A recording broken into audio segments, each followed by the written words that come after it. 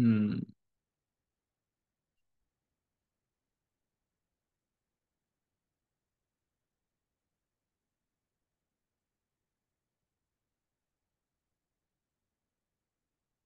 Comfort zone, stress zone और panic zone,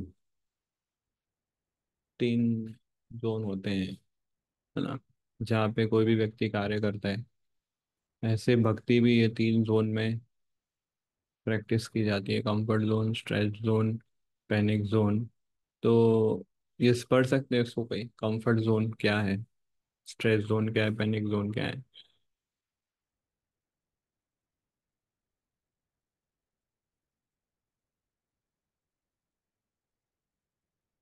कोई पढ़ रहा है तो कोई वॉइस नहीं आ रहा है कुछ।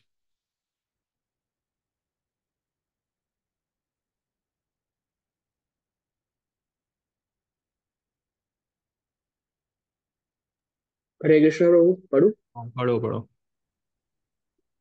The comfort zone. Everyday activities such doing the same things and mixing with the same people. You do not learn very much nor develop yourself. It's simply more of the same and it can lead to the zone thinking. तो comfort zone कैसा है कि आराम आराम से सब चीजें करना, है ना, वही रूटीन सेम चीज करना, आराम से करना, आपको पता है इसके बाद ये करना है, इसके बाद ये करना है, इसके बाद ये करना है, और ऐसे पूरा आपका दिनचर्या निकलता है। वही सेम लोगों से मिलते हो आप, और वही सेम चीज, वही सेम एक्टिविटी करते हो आप। तो उसमें ज़्यादा लर्निंग, ग्रोथ, डेवलपमेंट नहीं होता है कंफर्ट जोन में। और आगे ऐसे इसमें अगर हम लंबे समय तक रहेंगे तो जैसे इसमें बताया, श्रिंकिंग जोन में आ जाएंगे हम। समझ रहे हो, मतलब हम डेवलपमेंट हमारा अगर नहीं होगा कॉन्शियसनेस वाइज, तो हमारी कॉन्शियसनेस धीरे धीरे छोटी होती जाएगी। तो कंफर्ट जोन बहुत डेंजर है भक्तों के लिए। कृष्णा पसंद नहीं करते हैं अपने भक्तों को कि वो कंफर्ट में रह के भक्ति करें। हम्म, ये कंफर्ट में हम, कंफर्ट जोन में हमें माया बहुत अट्रैक्टिव लगेगी। कंफर्ट जोन में हम ऑफेंसेस भी ज्यादा करेंगे। इसलिए कृष्णा उस भक्त को फिर पूरा उसका लाइफ ऊपर नीचे कर दें, ताकि वो जाग जाए, है ना। भरत महाराज जंगल में गए थे, तब साधना करने, तपस्या करने, फिर हिरन से अट्रैक्ट हो गए तो कंफर्ट जोन में चले गए। और फिर उनको जगाने के लिए, भरत महाराज को जगाने के लिए उनको हिरन का शरीर लेना पड़ा फिर। तब उनको रियलाइज हुआ कि मेरे से कितनी मिस्टेक हो गई। तो कृष्णा जनरली अपने डिवोटीज से एक्सपेक्ट करते हैं कि वो हमेशा स्ट्रेच जोन में रहे, है ना। तो अब स्ट्रेच जोन क्या है उसको पढ़ते हैं हम। हम्म। The stretch zone. Area of novelty, exploration and adventure. Things that are a little or a lot out of ordinary. The things you have not done for a long time or have never done before. Not really comfortable correct correct place, correct. but Harshal bro ऐसे reading नहीं करते, है ना। इसको एकदम जैसा लिखा है, ना एपोस्ट्रॉफी है या फिर हाइफन है या फुल स्टॉप है तो रुक के पढ़ना है। आप आईएएस की okay. पढ़ाई कर रहे हो, ये आपके सबसे बेसिक है। अगर आप ग्रामर Yes, और Prabhu. स्पीक इंग्लिश आपका इतना वीक होगा, उधर ही आप आउट हो जाओगे। तो आपको सीखना पड़ेगा कि रीडिंग इंग्लिश कैसे करते हैं, ये आपके इंटरव्यू में आएगा। Yes, तो Prabhu.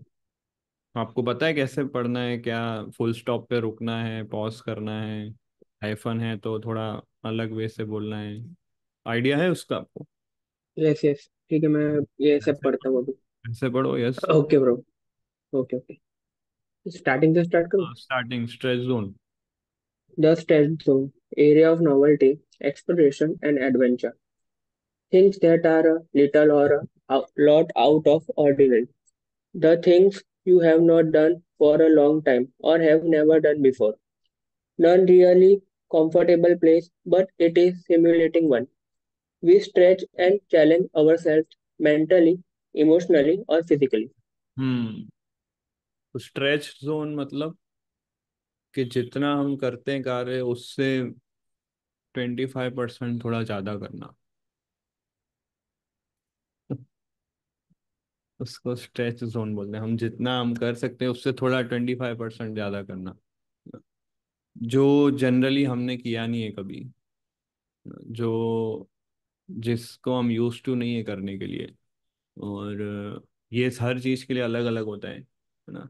जैसे कोई फॉर एग्जांपल बुक डिस्ट्रीब्यूशन करता है, उसको वही अच्छा लगता है, तो उसके लिए स्ट्रेच जोन क्या है कि उसको कभी भागवतम क्लास देना चाहिए, जो उसने कभी किया नहीं है। नया एक्सप्लोरेशन है, नया एडवेंचर है, भक्ति का नया अंग है भागवत श्रवण ना। और जो सिर्फ लेक्चर देते रहते हैं उनको बाहर बुक डिस्ट्रीब्यूशन करने जाना चाहिए, वो उनके लिए स्ट्रेच जोन है। तो स्ट्रेच जोन मतलब वो कि जहाँ हमको कंफर्टेबल फील नहीं होता हो, पर हमको वो करना है ऐसा। तो ये चीज, ये जोन सबसे हेल्दी जोन होता है जहाँ हमारा भक्ति ग्रो होता है। हम मेंटली, इमोशनली, फिजिकली, हर तरीके से हमारा चैलेंजिंग रहता है वो जोन में। तो हर भक्त के लिए स्ट्रेच जोन जो होता है वो अलग अलग होता है ना।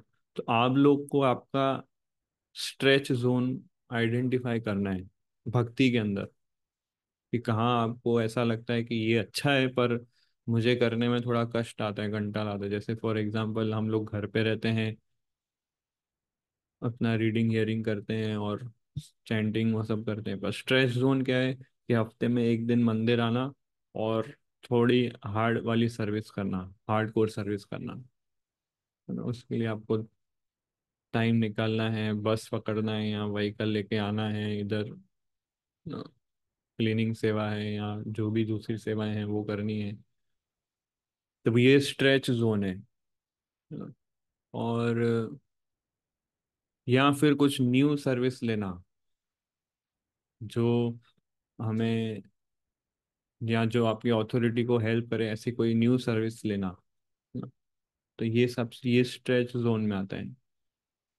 स्ट्रेच जोन में जनरली हम लोग क्यों नहीं जाते, हमें डर लगता है कि हम यहाँ फेल हो जाएंगे, या हमें डर लगता है कि हमें ज़्यादा रिस्क नहीं लेना है। तो ये भाव हमें भक्ति में आगे बढ़ने नहीं देगा। तो हमारे सारे आचार्य स्ट्रेच जोन में रहते थे। प्रभुपाद वृंदावन में थे, अच्छे से उनका जीवन चल रहा था, संन्यास भी ले लिया था, और रोज 6 गोस्वामी मंदिर दर्शन करना, भागवतम पढ़ना, मंगला करना, एकदम कंफर्ट लाइफ था। और वो डिजर्व करते थे वो लाइफ। उनका एज हो गया था 70, 70 ईयर्स की एज में जनरली यही करता है व्यक्ति। बट उन्होंने अपने आप को कंफर्ट स्ट्रेच जोन में ले गए कि वो एज में वो अमेरिका जाते हैं, और इतना स्ट्रेच में कि 2 हार्ट अटैक आ जाते हैं शिप पे, फिर भी बोलते नहीं कंटिन्यू करना है। उनको वीज़ा अच्छे से नहीं मिल रहा था, टिकट नहीं मिला, और मिला भी तो कौन सा टिकट मिला, जो कार्गो शिप है ना, जिसमें माल सामान जाता है, वो वाले शिप में बैठ के हो गए। तो कितना स्ट्रेस जोन में उन्होंने रखा अपने आप को। तो कृष्णा अपने डिवोटीज से ये एक्सपेक्ट करते हैं कि स्ट्रेस जोन में रहें। अगर हम लेजी रहेंगे या कंफर्ट जोन में रहेंगे तो बहुत सारे डिफिकल्टीज कृष्णा भेजते हैं हमारे लाइफ में, और वो हमारे अच्छे के लिए होते हैं जनरली। बट हम फिर क्या उसको समझ नहीं पाते कि मेरे अच्छे के लिए कैसा है ना। इसलिए हमें अपने आप को खुद को डिफिकल्टी में डालना चाहिए वॉलेंटरली। खुद को वॉलेंटरली डिफिकल्टी में डालने का अर्थ क्या है कि बाहर जाओ, प्रीचिंग करो, बुक डिस्ट्रीब्यूशन करो, या मंदिर जाओ, वहाँ कुछ ऐसी सर्विस करो है ना। तो कृष्णा को देखेंगे देखेंगे कि ये बेचारा ऑलरेडी स्ट्रगल कर रहा है, मैं फिर उसको क्यों परेशान करूं और प्रॉब्लम्स डिफिकल्टीज में डाल के। तो वहाँ पे ब्लेसिंग मिलती है। पर अगर हम ऐसा कोई इनिशिएटिव नहीं लेंगे, केयरलेस रहेंगे, लेजीनेस, कंफर्ट जोन में रहेंगे, तो कृष्णा अ, हमारी वीक पॉइंट को हिट करते हैं। कृष्णा क्या सोचते हैं पता है? जो भक्त कंफर्ट जोन में आता है वो क्या सोचते हैं कृष्णा, कि मैंने इसको भक्त के संग में रखा है, मैंने उसको हरि नाम दिया है, इसको प्रसाद मिल रहा है, इसके लिए क्लासेस हो रहे हैं, ये इसका एडवांटेज नहीं उठा रहा है अच्छे से, इसके लिए एनवाई क्लासेस हो रहे हैं, उसके जेल्स और वैष्णव क्लास हो रहे हैं, पर उसका वो अप्लाई नहीं कर रहा है, कंफर्टेबली कैमरा बंद करके आराम से लेटे लेटे सुन रहा है क्लास, कंफर्ट जोन में। तो ऐसा जब कृष्णा देखते हैं तो फिर उसको चिमटी मारते हैं वो एक, ताकि वो उठ जाए, खड़े हो जाए ऐसा। तो कंफर्ट जोन में इसलिए कभी ग्रोथ नहीं होगा। भक्ति अगर आप आराम से करोगे ना, कभी उधर के उधर ही आप स्टक अप रहोगे भक्ति के अंदर, ग्रो नहीं होगा कभी, है ना। आराम से मंदिर आएंगे, आराम से सेवा करेंगे, जब टाइम मिलेगा तब करेंगे। तो कृष्णा भक्ति में अगर समस्या आ रही है तो जनरली वो इसलिए आती है कि हमने कुछ शरारती हरकतें की हैं। शरारती हरकतें मतलब ये जो मैंने बताया, कंफर्ट जोन में रहना, आराम से इयरिंग रीडिंग करना, कुछ इनिशिएटिव नहीं लेना, कुछ प्रीचिंग एक्टिविटीज रिस्पॉन्सिबिलिटीज नहीं लेना, सिर्फ अपने ही हियरिंग रीडिंग का सोचना, दूसरों का इतना ध्यान नहीं देना, ये इसको बोलते हैं शरारती हरकतें। अभी हम लोग बड़े हो गए हैं भक्ति में, अब हम ये नहीं बोलेंगे कि भाई हियरिंग रीडिंग रोज करो। ये तो अभी पास हो गया, ये class one, class first, class second standard की बात है कि मैं रोज हियरिंग हियरिंग रीडिंग कर रहा हूँ। अभी ये हमारे, हम उस लेवल के नहीं हैं, हम अभी बड़े हो गए। अभी हमें दूसरों के विषय में सोचना है, दूसरे जीवों के विषय में सोचना है जो कृष्णा से डिस्कनेक्ट हो गए हैं। तो वो अगर हम नहीं करेंगे तो तब तक हम कंफर्ट जोन में ही रहेंगे, और जब तक हम कंफर्ट जोन में रहेंगे तो हम शरारती हरकतें ही कर रहे हैं, और कृष्णा फिर समस्या डालते रहेंगे, है ना। हमको हमारे कर्मा को कृष्णा यूज करेंगे और हमको पनिश करेंगे जब तक हम पूरी तरह से शरणागत नहीं होते हैं, है ना। तो और कृष्णा हमको इस प्रकार से एक झापट मारते हैं, तो वो हमारे लिए अच्छे के लिए होता है। जैसे छोटा बच्चा है, उसको अगर उसकी माता उसको स्वीट राइस खिलाना चाहती है, पर छोटा बच्चा बोलता है नहीं, इधर देख लेता है, खेलता है कूदता है, पर नहीं। तो फिर उसकी मम्मी क्या करती है, जोर से उसको चिमटी मारती है। वो क्या करता है, उसको चिमटी मारती है तो बच्चा क्या करता है, मुंह खोल के चिल्लाएगा जोर से, और उसकी मम्मी उसको स्वीट राइस खिलाएगी। फिर उसको लगेगा हाँ ये तो बहुत अच्छा है, लाओ मेरे को खाना है। और तो सेम कृष्णा ऐसा फॉर्मूला करते हैं, बट अब वो मर्सी देना चाहते हैं कृष्णा हमें, पर हम वो मर्सी को नकारते हैं। फिर कृष्णा हमको पनिश करते हैं, फिर हमको पता चलता है ये तो बहुत अच्छी कृपा मिली है। तो कृष्णा अपने भक्तों से ऐसे डील करते हैं, इसलिए जो टॉपिक है ये हमारे लिए बहुत इम्पोर्टेंट है। एक प्रकार से बोल सकते हैं हम कि ये टर्निंग पॉइंट वाला टॉपिक है, कि लेजीनेस से बाहर निकलना, कंफर्ट जोन से बाहर निकलना। भक्तिदान श्री ठाकुर कहते हैं कि कृष्णा भक्ति एक इमरजेंसी है, हमारे लिए भी इमरजेंसी है, हमें प्रैक्टिस करना है, और प्रीचिंग वाइज भी इमरजेंसी है, दूसरों को भी देना है। तो इमरजेंसी की तरह लेना है, एवरी डे, एवरी मोमेंट। तभी हम लोग थोड़े सीरियस भक्त बनेंगे। और स्ट्रेच जोन में ही सबसे ज्यादा रियलाइजेशंस आएंगे आपको भक्ति के अंदर, कंफर्ट जोन में कभी रियलाइजेशंस नहीं आएंगे, है ना। और तीसरा एक जोन है, वो है पैनिक जोन। वो थोड़ा एक्सट्रीम लेवल का है। यस, वो पढ़िए panic zone. The panic zone. The panic zone is the area of things to be avoided, unacceptable to you, or they are currently a stretch too far. Hmm Example: public speaking, overload of preaching ventures, late nights. Panic zone मतलब क्या कि प्रभु जी ने बोला stretch zone में रहना है तो चलो बहुत सारी सेवा ले लेते हैं, स्ट्रेच जोन में रहेंगे। फिर वो इतनी सारी सेवा ले लेते हैं कि उनका हियरिंग रीडिंग कॉम्प्रोमाइज हो जाता है ना? और उनका जो खुद का साधना है वो डाउन हो जाता है। बहुत सारा वर्कलोड ले लेते हैं, ये एकदम उस किनारे चले जाते हैं। एक इस साइड वाला किनारा है आराम आराम से भक्ति करना, और एकदम उस तरफ का किनारा है कि पैनिक जोन रहना। पैनिक को क्या बोलते हैं हिंदी में? पैनिक। वही हाँ। तनाव, तनाव प्रभु जी। हाँ, तनाव। तनाव वाला जोन। तो तनाव में रह के इतना इतनी भी चिंताएं, इतनी भी सेवाएं लोड नहीं लेनी कि तनाव में आ जाए भक्त, है ना? तो वो उस तरफ भी नहीं जाना है हमें। और जैसे बहुत ज्यादा समय तक बुक डिस्ट्रीब्यूशन नहीं कर रहा है वो, खुद पे ध्यान नहीं दे रहा है। तो ये तीन जोन को हमें हमेशा ध्यान रखना है। जैसे इसमें आप फोटो देख रहे हो, ये व्यक्ति कंफर्ट जोन में आराम से लेटा हुआ है, उसको कुछ और दूसरा कार्य नहीं है, आराम से। ये व्यक्ति पैनिक जोन में, इतना तनाव में आ गया, इतना छलांग लगाना है क्या, ऐसा मतलब ये चिंता हो गई है, इतना सारा करना पड़ेगा क्या। तो स्ट्रेच जोन जो होता है वो हेल्दी जोन होता है ना?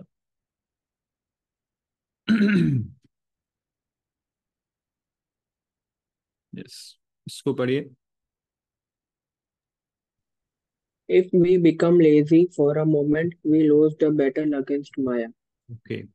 तो अ, अगर हम थोड़ा भी आलस्य दिखाएंगे, थोड़ा सा भी इनअटेंटिव रहेंगे, तो माया हमेशा कैप्चर कर लेगी हमें। आप देखो, जो हिरन होते हैं, शेर जो होता है, शेर जो किसका शिकार करता है, हिरन का शिकार करता है।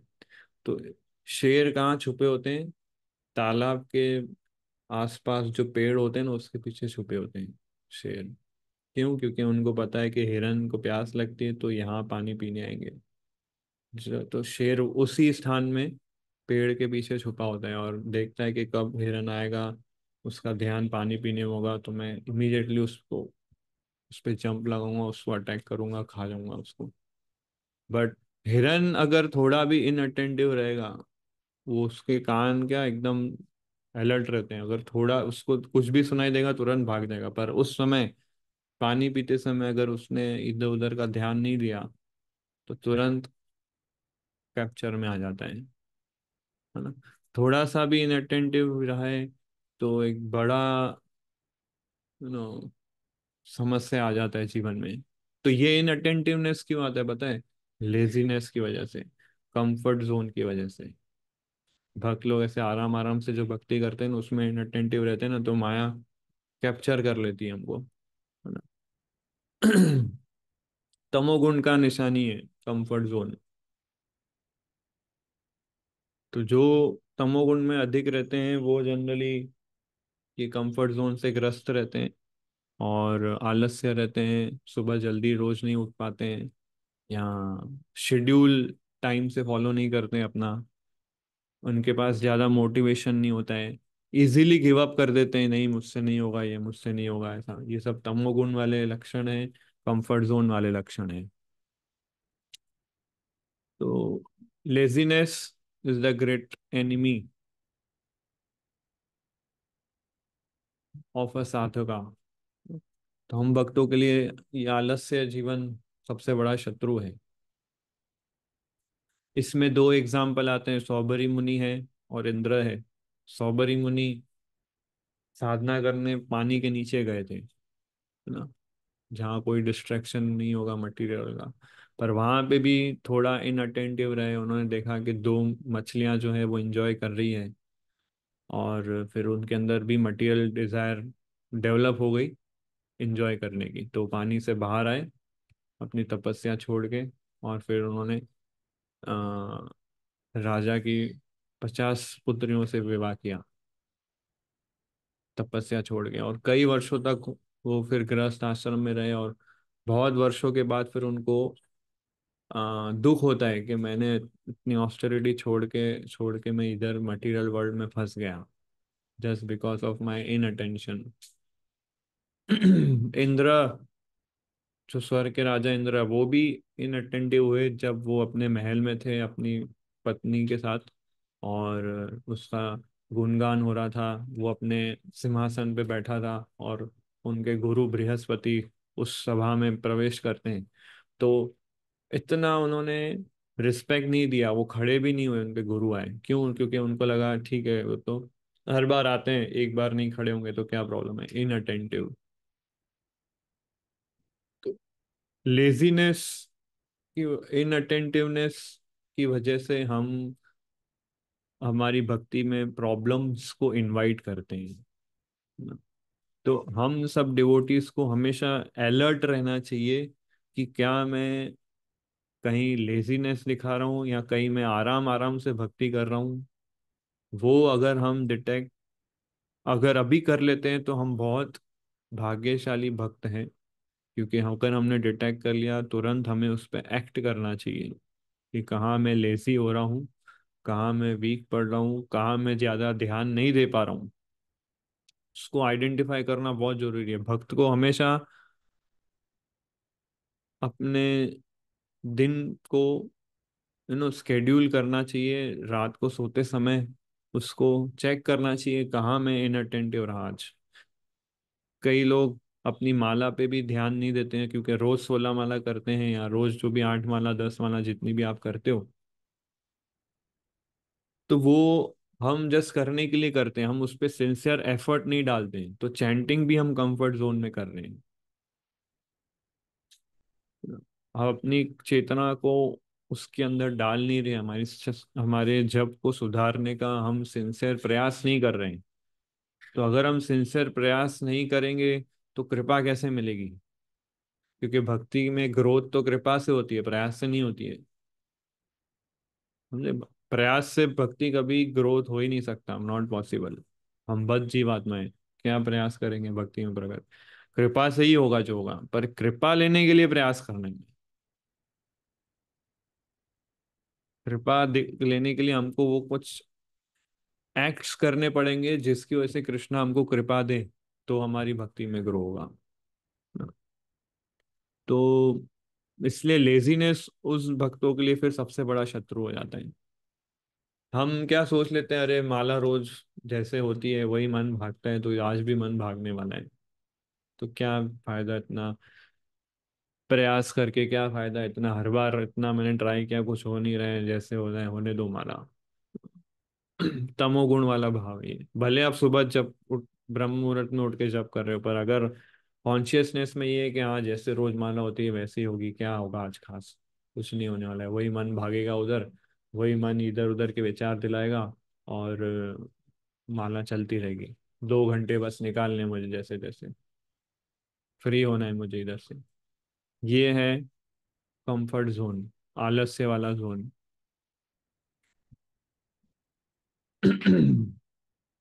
तो इसलिए लेजीनेस का अपोजिट है एंथुजियाज्म, उत्साह होना जरूरी है ना। हम उपदेशामृत में हम पढ़ रहे हैं उत्साह के विषय में, बहुत कुछ हमने पढ़ा है।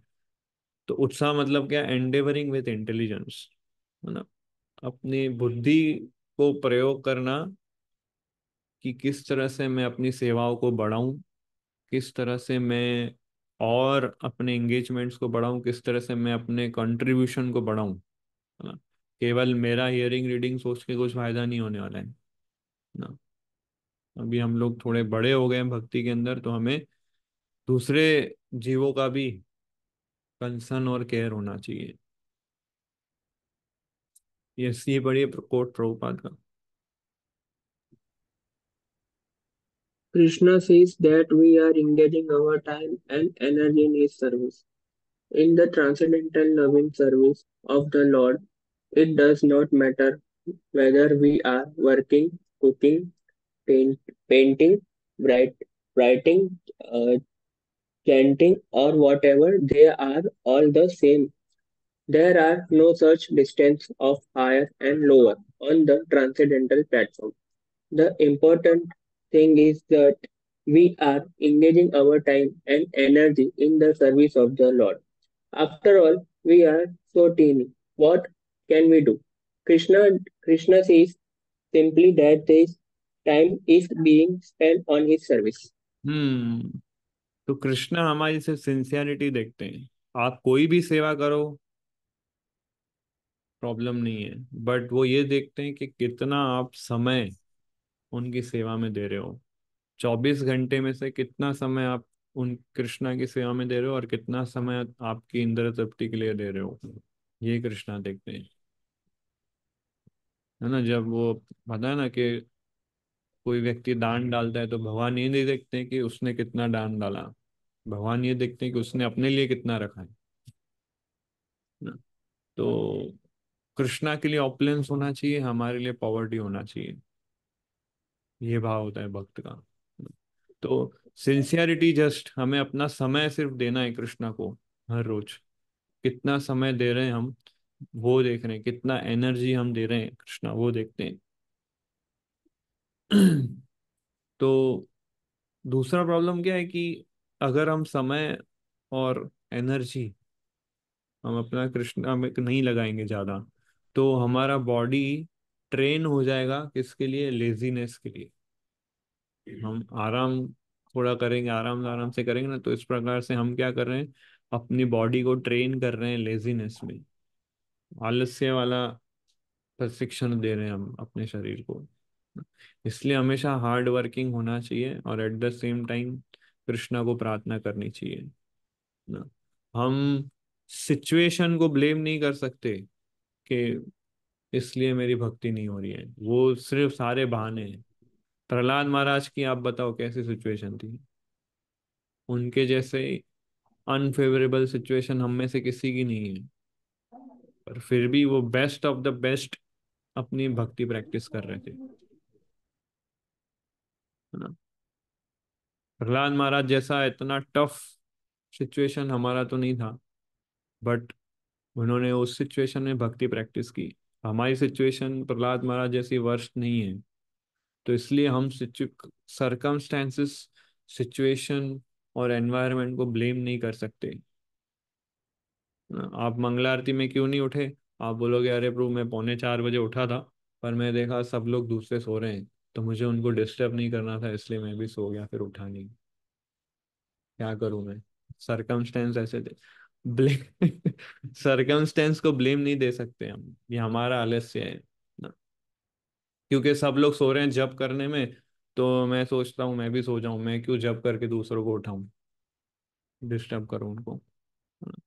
या फिर माइंड ऐसे सोचेगा हाँ सब लोग सो रहे हैं, मैं भी बहुत जल्दी उठ गया, 2:30 बजे उठ गया, इसलिए जब में नींद आ रही है तो चलो रख देते हैं जब थोड़ा साइड में, बाद में जब करेंगे, अभी थोड़ा रेस्ट कर लेते हैं। सो जब करते समय सुबह का जो समय होता है 5:30 बजे से 7:15 बजे तक का जो समय है ना, जो चैंटिंग का टाइम है, उस समय अगर हम ये सोचते हैं कि आज बहुत नींद आ रही है, थोड़ा रख लेते हैं माला और सो जाते हैं, बाद में जब करेंगे, तो इसका मतलब क्या, हम सिचुएशन और सरकमस्टेंसेस, परिस्थितियों को ब्लेम कर रहे हैं, हम खुद जिम्मेदारी नहीं ले रहे हैं भक्ति में प्रगति करने का।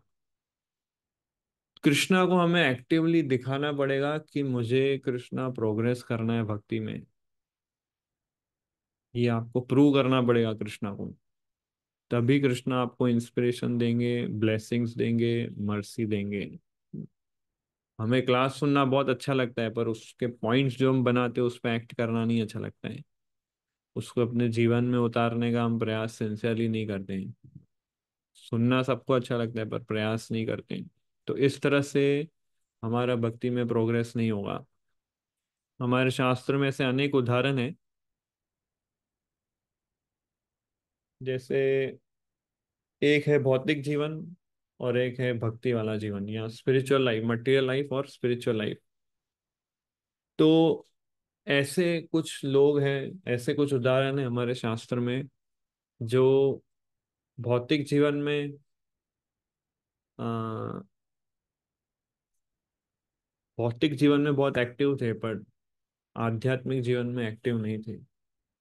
आपको ध्यान पे ऐसा कोई उदाहरण, मटेरियल लाइफ में फुल एक्टिव थे, स्पिरिचुअल लाइफ में नो एक्टिव। स्क्रिप्चर से उदाहरण बताने। हम्म। नहीं, प्रश्न है भौतिक जीवन में फुल एक्टिव थे, आध्यात्मिक जीवन में बिल्कुल एक्टिव नहीं थे। था ही नहीं। शास्त्र में उनका रेफरेंस है। आध्यात्मिक जीवन नहीं था, फिर भी शास्त्र में उनका नाम है। कौन है ऐसे?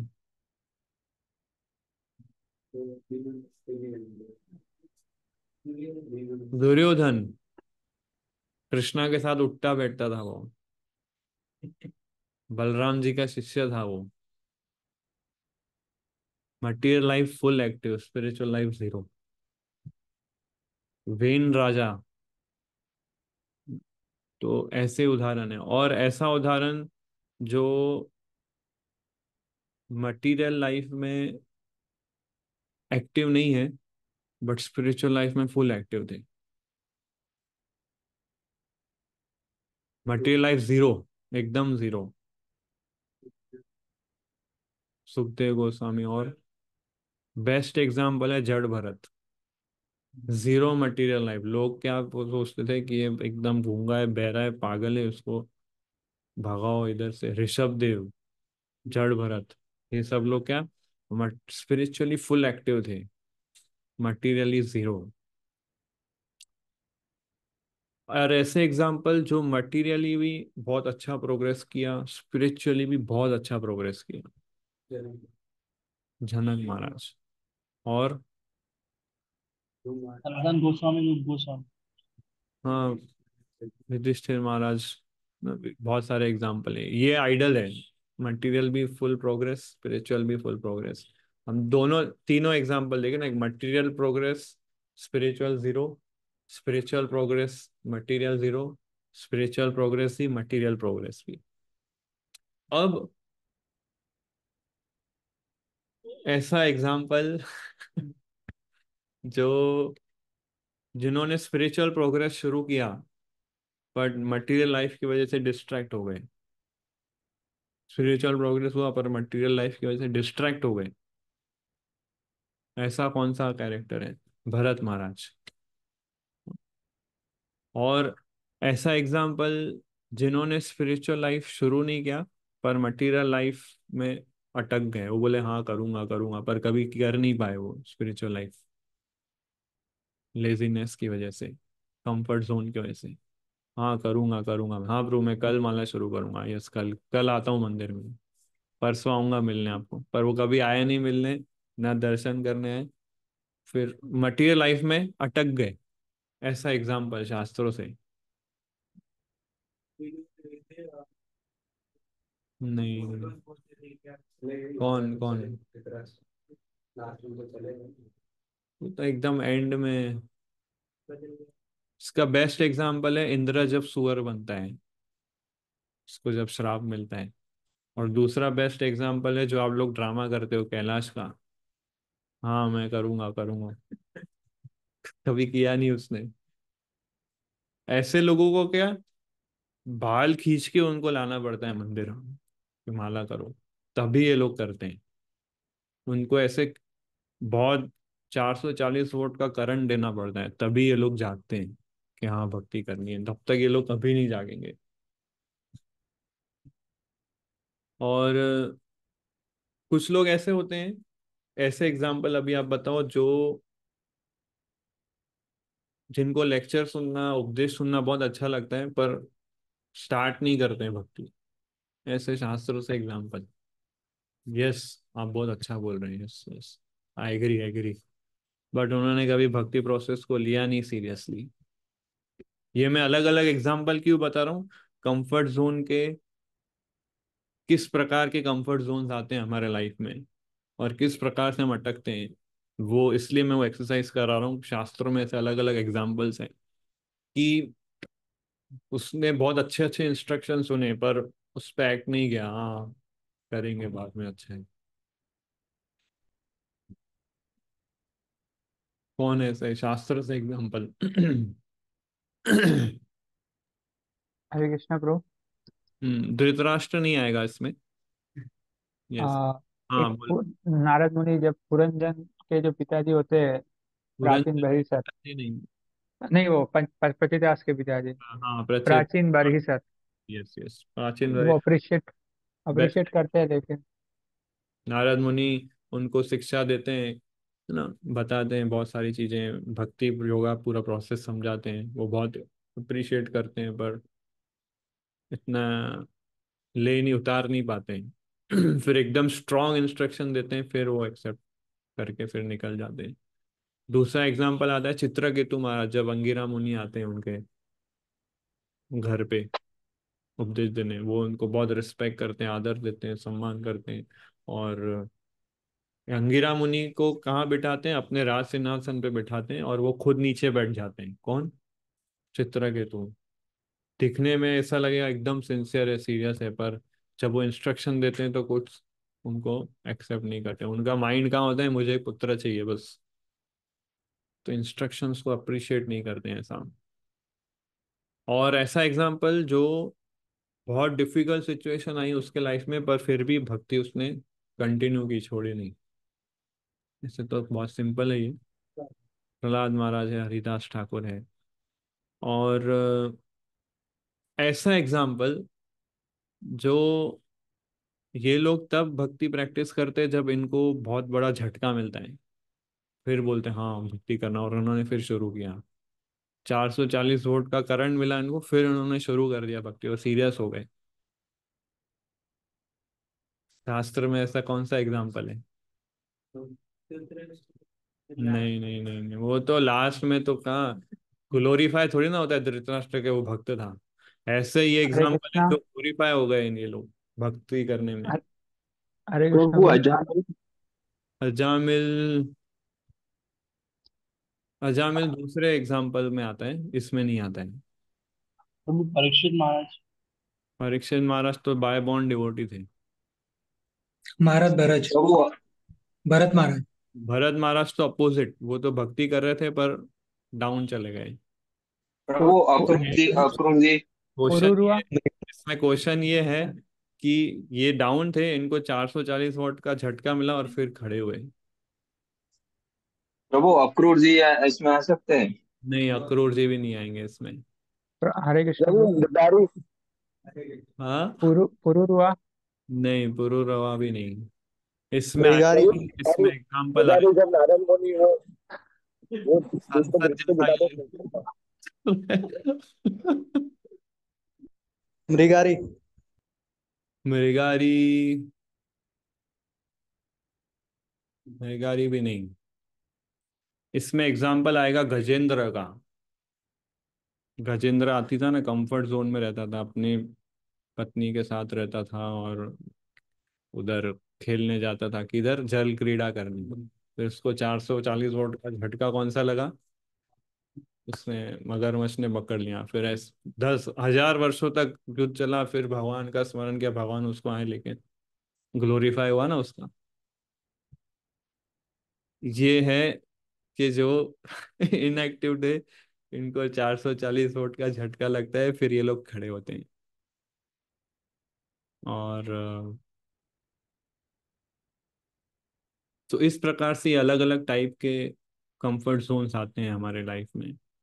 तो इसको हमें सीरियसली लेना चाहिए, शास्त्रों को अच्छे से पढ़ना चाहिए, हमें पता चले कि हम इसमें कौन से, हमने कौन कौन से कैटेगरी की। एक तो full material life, zero spiritual life.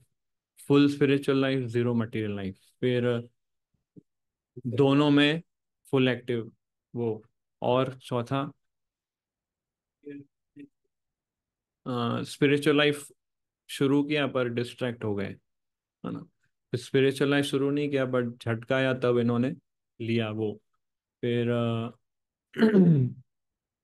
Instruction सुने इन्होंने, पर स्पिरिचुअल लाइफ शुरू नहीं किया इन्होंने वो। बहुत कठिन परिस्थिति आई, फिर भी भक्ति शुरू किया उन्होंने, प्रहलाद महाराज। फिर बस इतने एग्जाम्पल देखे। इसका मैं एक अच्छा आपको चार्ट या डॉक्यूमेंट बना दूंगा, ग्रुप में शेयर कर दूंगा, इसको आप लोग रेफर करते रहना, बहुत अच्छे अच्छे ये एग्जाम्पल्स हैं। तो इसलिए हमारे लाइफ में कभी भी टेम्पटेशन आए, हमें उससे फाइट करने में आलस्य नहीं दिखाना है। टेम्पटेशन मतलब कोई भी माया का प्रलोभन, या फिर मन में बुरे विचार, या फिर कुछ संघर्ष, उससे फाइट करने में हमें आलस्य नहीं दिखाना है, हमें रेगुलर फाइट करना पड़ेगा, रेगुलर फाइट मटेरियल डिजायर्स के साथ, है ना। प्रभुपाद कंपेयर करते हैं मटेरियल इच्छाओं को शेविंग से, दाढ़ी मूछ से कंपेयर करते हैं। आती रहेगी, उसको शेव करते रहना है ना। रोज चैंटिंग करना है, क्योंकि रोज मटेरियल डिजायर आती है, चैंटिंग शेविंग की तरह है, रोज उसको शेविंग करना है। आप एक दिन नहीं करोगे ना, दाढ़ी ग्रो हो जाएगी। तो शेव द बियर्ड रेगुलरली ना। तो टेम्पटेशंस इसलिए आते रहेंगे, मटेरियल डिजायर ग्रो होती रहेगी, इसको हमें चैंटिंग रेगुलर करते रहना है। और शेविंग करोगे फिर से आएगी दाढ़ी, है ना। इसलिए इसको, उस प्रोसेस को कंटिन्यू हमें, है ना। तो इसमें ये बताया। पढ़िए इसको। Fight against temptation. We have to fight regularly against temptation presented by our mind. Example, shave beard regularly. Hmm. Those who don't fight fall down. Example, Kala Krishna Das. हाँ, तो अगर हम फाइट नहीं करेंगे इस तरह से, मतलब अलर्ट और एक्टिव नहीं रहेंगे भक्ति के अंदर, तो हमारा फॉल डाउन निश्चित है, भरत महाराज का साथ जैसा हुआ। सो अभी कल ही मैं भरत महाराज के ऊपर क्लास लिया था एक कैंप में। तो बहुत सारी मिस्टेक्स किए थे भरत महाराज ने, और जिसमें वो अलर्ट नहीं रहे, और वो सारी मिस्टेक पाइल अप होती गई, फिर उनका फॉल डाउन हुआ। फॉल डाउन रातों रात नहीं होता है, ग्रेजुअली फॉल डाउन होता है। यस, पढ़िए, ये अच्छा कोट है एक। When we go into the world every day, we have to be well trained and well armed. If we want to defend the truth and the religious principles of our life, what does the mean?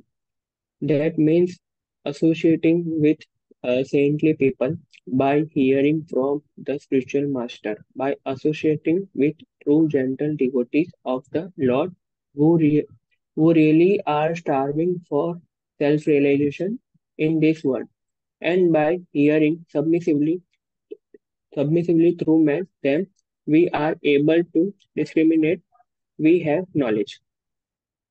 तो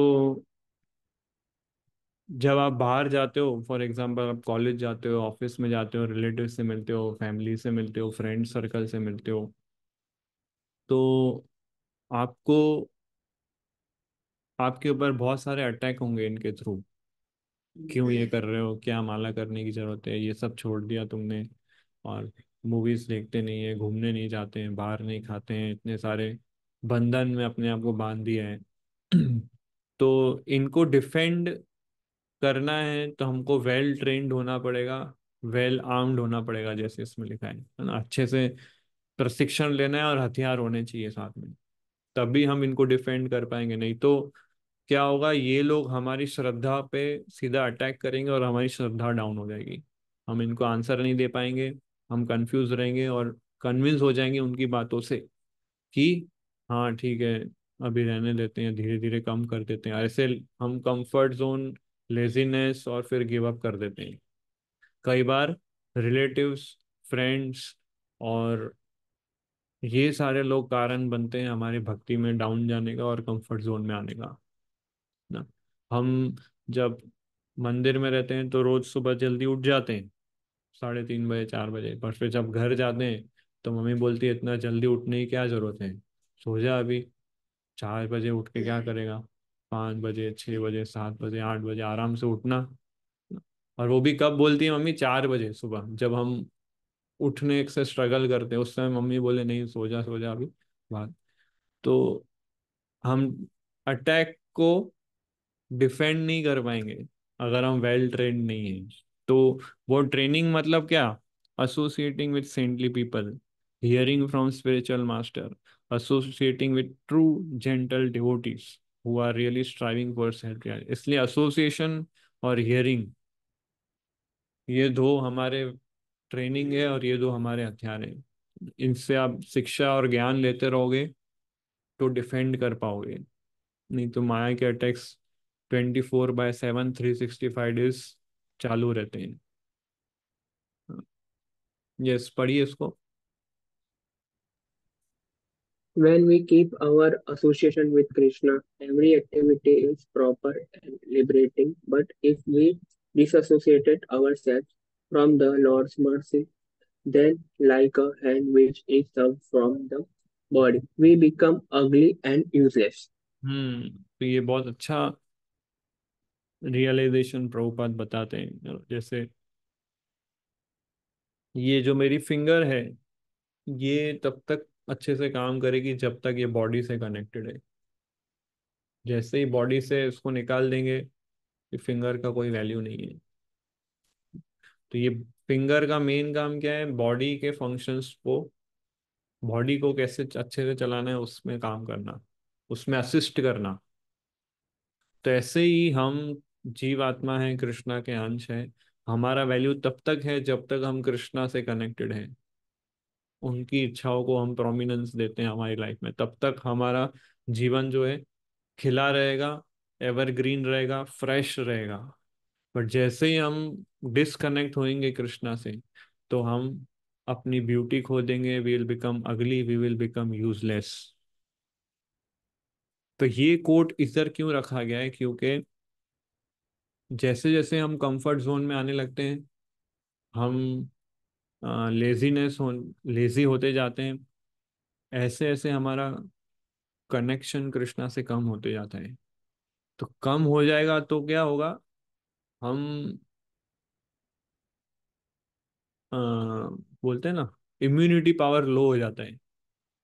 immunity power लो मतलब कि जिसका immunity power लो होता है वो तुरंत बीमारी को कैच कर लेता है। इम्यूनिटी मतलब रोग प्रतिकारक शक्ति बोलते हैं, जो रोगों से हमें बचाता है। तो कृष्णा से जब हम डिस्कनेक्ट हो जाते हैं, कंफर्ट जोन में चले जाते हैं, तो हमारा इम्यूनिटी पावर लो हो जाता है। तुरंत हमें इन्फेक्शन लग जाता है। कोई खांसेगा, हमें इन्फेक्शन हो जाएगा, और किसी को नहीं होगा। जिसका इम्यूनिटी पावर कम है वो लो हो जाएगा, उसको वो बीमार हो जाएगा।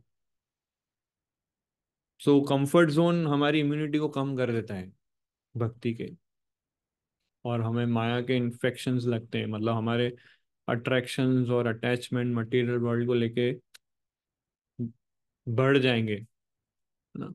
हम अपने आप को प्रोटेक्ट नहीं कर पाएंगे, वो फिर इन्फेक्शन लग जाता है। फिर क्या, हैवी डोज की दवा देनी होती है उसको फिर, क्योंकि उसका इम्यूनिटी पावर ऑलरेडी लो है, तो हैवी डोज दवा देके उसको ठीक करना पड़ता है। हैवी डोज की दवा मतलब स्ट्रॉन्ग ट्रीटमेंट, और वो उसके लिए बहुत थोड़ा कष्टदायक भी होता है। इसलिए इम्यूनिटी पावर कम करने के बदले थोड़ा स्ट्रेस जोन में रह के इम्यूनिटी को थोड़ा स्ट्रॉन्ग करो, है ना। खुद को थोड़ा थोड़ा कष्ट दो। कृष्णा आपको कष्ट दे या माया आपको कष्ट दे, उससे ज्यादा है खुद को थोड़ा थोड़ा कष्ट दो, तो हमारा इम्यूनिटी अच्छा रहेगा भक्ति में। और कैसा होता है, जैसे एड्स जैसी बीमारी क्या होती है, वो जो एड्स वायरस जो होता है, वो व्यक्ति के सीधा इम्यूनिटी पे एक्ट करता है। जैसे फॉर एग्जांपल मान ये कोरोना वायरस है फॉर एग्जांपल, वो व्यक्ति को बीमार करता है, ठीक है। पर व्यक्ति को क्या पास हर व्यक्ति के पास एक रोग प्रतिकारक शक्ति होती है। वो उस शक्ति से कोरोना वायरस से लड़ाई करता है, और फिर बीमारी ठीक होती है। तो कोई भी वायरस बैक्टीरिया हमारे बॉडी में जब आता है, तो वो हमारी बॉडी को डैमेज करती है, और उससे क्या होता है, हमारा जो नेचुरल रोग प्रतिकारक शक्ति जो इम्यूनिटी, वो एक्टिव हो जाता है, और वो उस वायरस को मारने में चालू कर देता है काम। पर एड्स वायरस कैसा है कि व्यक्ति की रोग प्रतिकारक शक्ति पे अटैक करता है, उसकी जो लड़ने की जो क्षमता है ना, उस पे अटैक करता है, उसी को ही डैमेज कर देता है। तो क्या होगा, थोड़ा सा भी इन्फेक्शन होगा ना, वो बीमार हो जाएगा तुरंत। उनको थोड़ा सा भी कट होगा उधर, पूरा इन्फेक्शन हो जाएगा क्योंकि उसको लड़ने की क्षमता ही खत्म कर दी उस वायरस ने। तो जो मटेरियल डिजायर्स हैं, वो इस एड्स वायरस की तरह है। वो हमारे इंटेलिजेंस को ही ले लेती है कि सही क्या है गलत क्या है उससे। तो अभी सोल के लिए इम्यूनिटी पावर क्या है? उसकी इंटेलिजेंस। जो डिटेक्ट कर सकता है कि ये माया है कि ये कृष्णा है, ये मैटर है कि स्पिरिट है, ये प्लेजर है कि पेन है, ये टेम्पररी है कि परमानेंट है।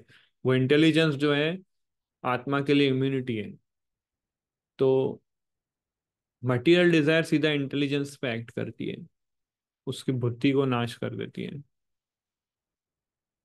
तो ये इतना डेंजर है, इसलिए हमें बहुत अलर्ट रहना पड़ेगा। अटैचमेंट्स हमारे गोल्स को ब्लाइंड कर देते हैं। हमारे मटेरियल डिजायर्स हमारे लक्ष्य से हमको भटका देते हैं, और हम जिस उद्देश्य से फिर भक्ति कर रहे हैं वो उद्देश्य साइड में हो जाता है। हम्म, पढ़िए इसको। By hearing from the scriptures, by coming to the Bhagavatam class, by offering prayers and puja to the Lord, we become armed with God and Guru's mercy. And then we can go into this world and we can fight for truth against illusion. Against the forces of evolution, है ना। तो रोज शास्त्र पढ़ना, रोज भागवतम सुनना, रोज प्रार्थना करना, पूजा करना, इससे हम मर्सी को अट्रैक्ट करते हैं। फिर हम बाहर के माया के इन्फेक्शन से अपने आप को बचा के रखेंगे। At the same time service करना, जैसे मैं हर बार बोलता हूँ, रिस्पॉन्सिबल वाली सर्विस करना, वो हमको स्ट्रेस जोन में रखेगी, right. So when we regularly chant God's name, when we regularly hear His divine words, when we live a pure life and strive for that, ये सबसे important line है। When we live a pure life and strive for that, when we associate intimately with His devotees, we are armed with Krishna's mercy, kripa, and there is no power greater than that of God, है ना। So chanting करना, hearing करना अच्छी बात है, but उसको apply करना वो भी स्ट्रेस जोन है। जो हम पढ़ते सुनते हैं उसको अप्लाई करना और वैसा शुद्ध चरित्र वाला जीवन जीना, वो भी स्ट्रेस जोन में आता है ना। हम लोग सिर्फ पढ़ते हैं सुनते हैं फिर साइड में रख देते हैं, उस पर एक्ट नहीं करते हैं। तो क्योंकि उस पर एक्ट नहीं करते हैं इसलिए फिर हम कृपा के पात्र नहीं बनते। कृपा का पात्र वही बनता है जो जिसने जो श्रवण किया है उसको वो अपने जीवन में उतार रहा है, तभी वो कृपा का पात्र बनता है और फिर कृपा की वर्षा होती है उसके ऊपर, ऐसा। Without struggle there can be no spiritual advancement. बिना संघर्ष के आप कभी भक्ति में आगे नहीं बढ़ सकते। नो पेन नो गेन, है ना। मटेरियल वर्ल्ड में ऐसा ही है, अगर आप संघर्ष नहीं करोगे तो आपका प्रमोशन नहीं होगा। तो भक्ति में भी ऐसा है, आपको स्ट्रगल करना है भक्ति के अंदर। प्रभुपाद ने स्ट्रगल करके हमको बताया है, हमारे आचार्य ने स्ट्रगल किया है। हम भी इतना गोपाल भट्ट गोस्वामी के बारे में सुना, छह गोस्वामी के बारे में सुना, लोकनाथ गोस्वामी के बारे में सुना। इन लोगों का लाइफ स्ट्रगल फ्री नहीं था कभी भी, पूरा लाइफ स्ट्रगल से भरा था। तभी ये लोग ग्लोरीफाई हुए इतने, तभी इनका इनको पूरी कृपा मिली भगवान की ना। So if we are just struggling to do more for Krishna, the struggling to remain pure for Krishna, struggling to perfect our sadhana, we will make spiritual advancement. That is Krishna consciousness.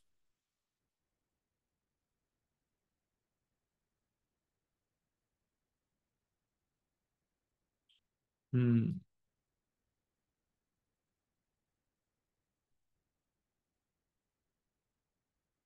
तो इधर प्रभुपाद कहते हैं कि हमें किनको मंदिर में रखना चाहिए, है ना। हमें लेजी लोगों को मंदिर में नहीं रखना चाहिए, आलस के लोगों को मंदिर में नहीं रखना चाहिए, है ना। ये कोई होटल नहीं है जहाँ लोग रिलैक्स करने आते हैं, ऐसा बोलते हैं, है ना। यहाँ पे हर व्यक्ति को सुबह जल्दी उठ जाना है, आरती अटेंड करनी है, भागवतम सुनना है, हरे कृष्णा मंत्र जप करना है, चार नियमों का पालन करना है, और सुबह से शाम तक हार्ड वर्क करना है। ऐसे लोगों के लिए इस्कॉन ऑर्गेनाइजेशन बनी है। ये रिटायरमेंट सेंटर नहीं है, यहाँ पे बाहर से भी ज्यादा मेहनत करनी है कृष्णा के लिए, है ना। सो ये प्रभुपाद का ये स्टैंडर्ड था इस्कॉन खोलने का उद्देश्य उनका ये था, है ना, कि सुबह से शाम फुल एक्टिव रहना है कृष्णा की सेवा में। तो ये ज्यादा डिफिकल्ट नहीं है, हमें बहुत बड़ा डिस्काउंट मिल चुका है कलयुग के अंदर, है ना। हमें ध्रुव महाराज की तरह तपस्या नहीं करनी है कि 3 दिन में एक बार खाया, फिर 6 दिन में एक बार, फिर 9 दिन में एक बार सांस ली, फिर 12 दिन में, है ना। ऐसी भयंकर तपस्या नहीं करनी है। तो सिंपल तपस्या है, 16 वाला जप करना है, 4 नियम पालन करने हैं, रिस्पॉन्सिबल सेवाएं करनी है, प्रीचिंग करना है, दैट्स इट। फिर आपको वैसा ही रिजल्ट प्राप्त होगा जो ध्रुव महाराज को रिजल्ट प्राप्त हुआ था। तो ऑलरेडी हमको डिस्काउंट मिल चुका है, उसमें भी आप कंफर्ट जोन ढूंढोगे तो ये बहुत बड़ा दुर्भाग्य है हमारा, है ना। उसमें फिर हम ज्यादा प्रगति नहीं कर पाएंगे ना। तो इसलिए उठो, जागो, लक्ष्य को प्राप्त करो और प्रयास करो। तो ये भक्ति के लिए ही है, ये स्लोगन भक्ति के लिए, और बाहर के लोगों के लिए नहीं है। हम हमें कर्म करने का अधिकार सिर्फ यही है कि हम भक्ति में कर्म कर सकते हैं, बाकी तो सब आ, हमारे कर्मों के आधार से हमको मिलता है। केवल एक ही चीज जो कर्मों के आधार से नहीं मिलती, वो भक्ति, है ना। तो किसी का कोई प्रश्न है, पूछ सकते हैं।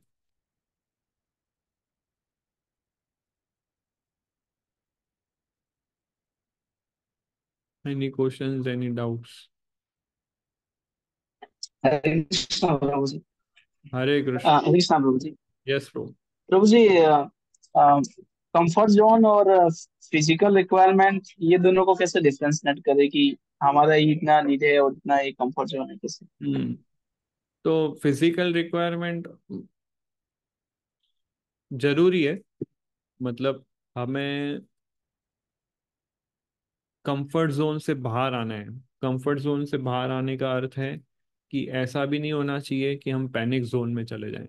और पैनिक जोन का अर्थ है कि हम बीमार हो गए, फिर अपनी ज्यादा ऑस्टेरिटी करके बीमार हो गए, या ज्यादा सेवा करके साधना को साइड में कर दिया, है ना।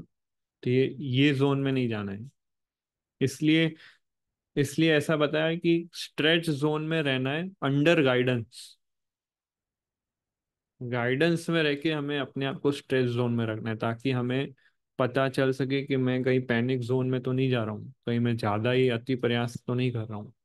तो गाइडेंस में रह के हमें स्ट्रेस जोन प्रैक्टिस करना चाहिए।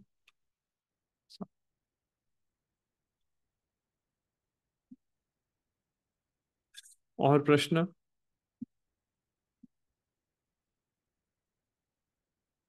यस प्रभु। हरे कृष्ण प्रभु जी। कृष्णा। जैसे आपने बताया कि हमें भक्ति लाइफ में, मतलब स्पिरिचुअल लाइफ में ज्यादा टाइम मतलब मैनेज करना चाहिए, तो मतलब और मतलब कितने घंटे मतलब प्रभु जी हमें मतलब लेना चाहिए कृष्णा के लिए? भक्ति विनोद ठाकुर बताते हैं 24 घंटे हैं हमारे पास।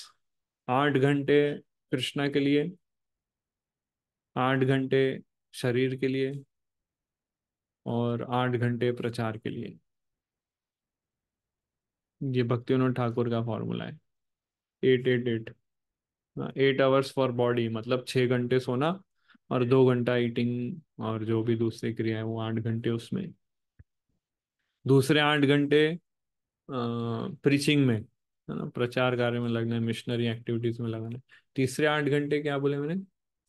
सोल।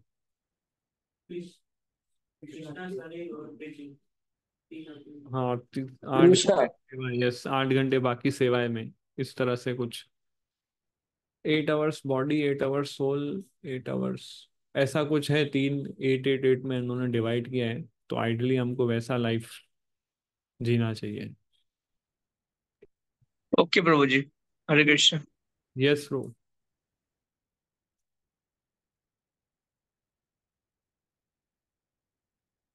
अनम्यूट करना पड़ेगा आपको, आवाज नहीं आ रहा ब्रो आपका। हरे कृष्णा प्रभु जी। यस। जैसे प्रभु जी ऐसा कहते हैं कि ड्यूटीज और भक्ति, ये दोनों को हमको बैलेंस करके रखना है। तो अगर ये ही बैलेंस कर, खाली हम यही बैलेंस करते रहते हैं, हमेशा। तो क्या वो कंफर्ट जोन है? नहीं, वो कंफर्ट जोन नहीं है, खाली वही बैलेंस करना। जैसे कि मैं इसमें आपको एक अ, बताता हूँ।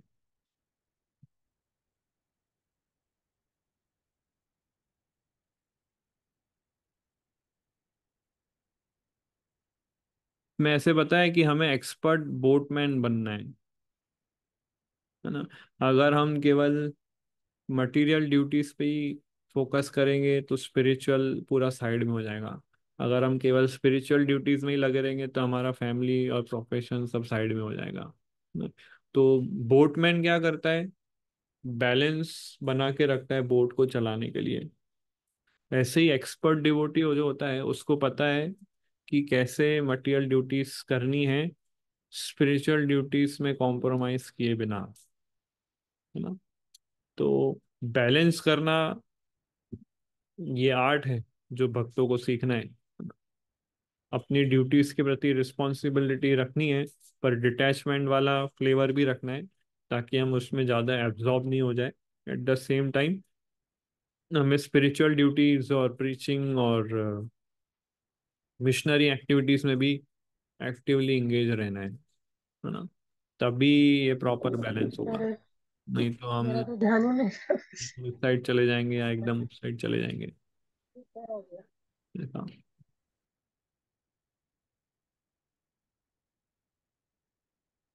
यस, और प्रश्न?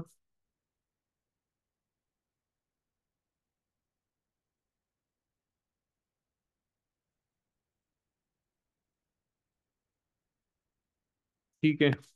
सो आप लोग, अब सब लोग अपना अपना कंफर्ट जोन आइडेंटिफाई करो, स्ट्रेस जोन में कैसे रहना है उस पर वर्कआउट करो, डिस्कस करो अपने सीनियर्स के साथ, और प्लान ऑफ एक्शन बनाओ। आराम से भक्ति करते रहोगे तो आगे चल के हमारा भरत महाराज और इनके जैसा सीन हो जाएगा। So always be alert, always be active in Krishna consciousness. Inattentive रहोगे माया कैप्चर कर लेगी, थोड़ा सा भी इनअटेंटिव, माया रेडी बैठी है। हरे कृष्णा। शिला प्रभुपाद की जय। हरे जय हरे हरे कृष्णा। कृष्ण। हरे कृष्ण।